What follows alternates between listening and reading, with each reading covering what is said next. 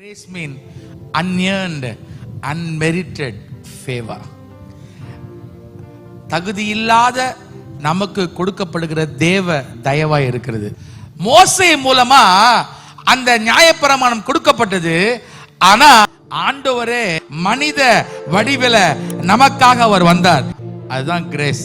In the Old Testament they were called, அவர் நீதிமான்கள் என்று எண்ணப்பட்டார்கள். Because the Lord demanded righteousness from a sinful man. ஆனா under grace God provided righteousness through himself. So நாம் நீதிமான்களாக ஆக்கப்பட்டிருக்கிறோம். The law brought death, but the grace brought a bigger celebration in our life.